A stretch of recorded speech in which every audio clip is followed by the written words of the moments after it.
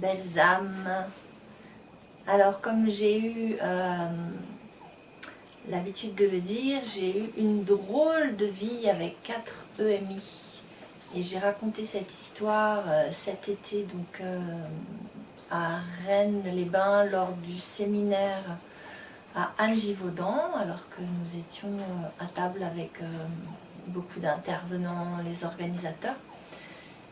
Et Anne m'a dit, bah écoute, enregistre-les et puis je les passerai sur ma chaîne. Et ça m'a motivée à les partager.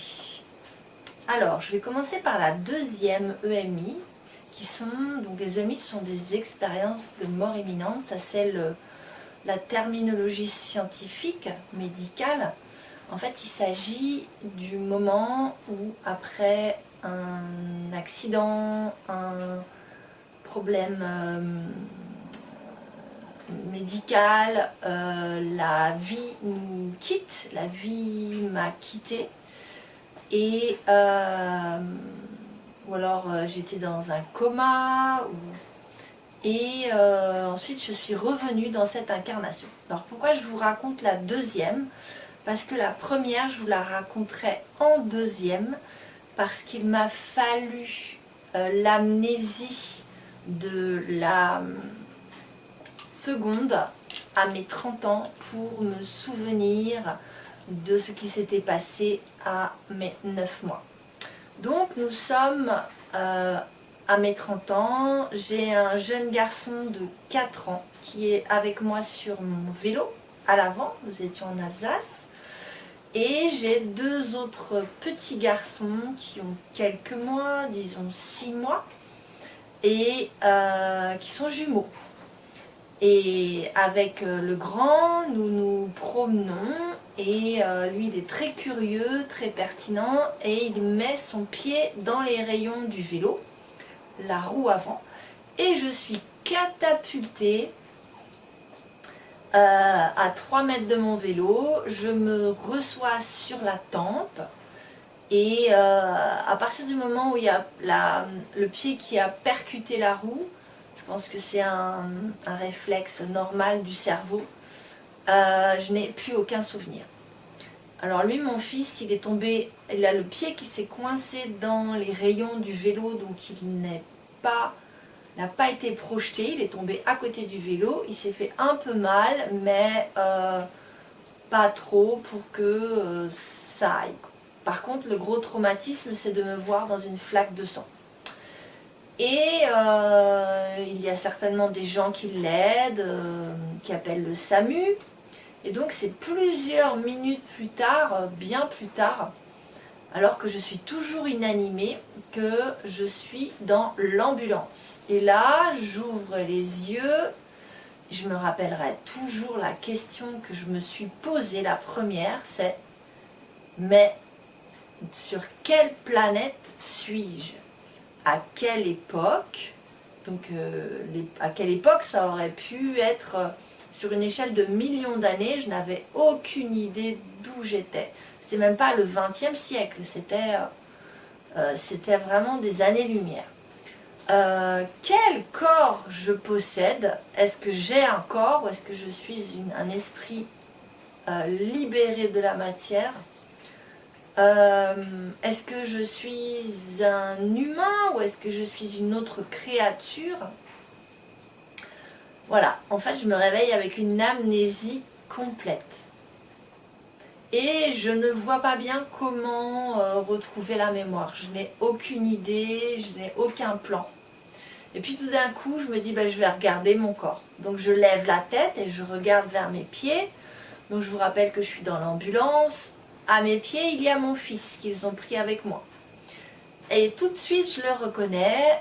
Ah, je me dis, oui, ça c'est mon fils, donc je suis sa mère, donc je suis une femme, il a l'air d'être un humain. Et nous sommes sur la planète Terre, donc je suis à Strasbourg. Par contre, l'époque, bon, je me rappelle que nous sommes dans une époque, voilà, où il y a des voitures, puisque je vois l'ambulance. où nous avons des habits, enfin je suis vraiment perdue totalement. Et la première chose ensuite que je fais, c'est que je vois les infirmiers donc à l'avant du véhicule, et je dis j'ai 2 autres fils, il faut absolument aller à la crèche les chercher, sinon ils vont être emmenés par la DAS. Alors l'un des infirmiers se retourne et me dit non madame, tranquillisez-vous, vous devez avoir un accident, vous êtes tombé sur la tête, vous avez un choc crânien, nous allons faire des contrôles pour savoir si c'est pas trop grave, ne vous agitez pas et ne vous inquiétez pas pour vos fils. Et je ne lâche pas l'affaire, je dis si il faut y aller parce que il doit être après 18 h, et si j'arrive trop tard ils vont appeler le service les services familiaux et ils vont me priver de mes enfants. Alors je sais pas, moi j'ai aucun lien avec la DAS ou la ZE aujourd'hui. Je sais pas d'où vient cette crainte, mais elle avait l'air de venir d'une autre époque, d'une autre histoire. Et là, le monsieur me dit, l'infirmier me dit, non madame, nous sommes dimanche, et c'est certainement d'ailleurs avec votre mari ou votre famille que vos enfants sont. Donc tranquillisez-vous, et d'ailleurs votre compagnon, ou votre mari, nous allons l'appeler pour l'informer et lui demander de venir, donc ne vous inquiétez pas. Donc voilà. Et bon bah c'est ce qui s'est fait, on est allé à l'hôpital, on a fait des tests, donc j'ai passé toute la nuit à l'hôpital. Le lendemain matin les tests étaient quand même relativement apaisants et je suis rentrée chez moi. Sauf que je me suis rendu compte que je n'avais plus aucun souvenir. Donc je suis rentrée chez moi, c'est parce que j'étais chez moi avec mon compagnon et mes enfants que je me suis souvenue que j'avais ce compagnon-là, que j'avais cette vie-là. Je suis allée traîner dans mon bureau et je me suis souvenue, enfin les pièces en fait m'ont fait me souvenir que je travaillais dans l'art, dans l'urbanisme, dans la conception. J'ai ouvert ma garde-robe et je me suis souvenue que ces robes étaient à moi. Enfin, j'ai vraiment joué une pièce de théâtre. J'étais un personnage qui revenait dans cette vie-là. Est-ce que j'étais un walk-in? Est-ce que vraiment j'avais une amnésie? Est-ce que je jouais un rôle? En fait, j'avais vraiment pris du recul sur ma vie. J'avais lâché prise parce que je n'avais aucun souvenir. Et donc j'ai dû reconstruire mes souvenirs avec le récit de mon fils aîné, de mon compagnon, de ma famille, avec mon métier. Voilà, ça c'est l'expérience qui fait que je n'avais vraiment aucun moyen de savoir quelle était cette vie. Et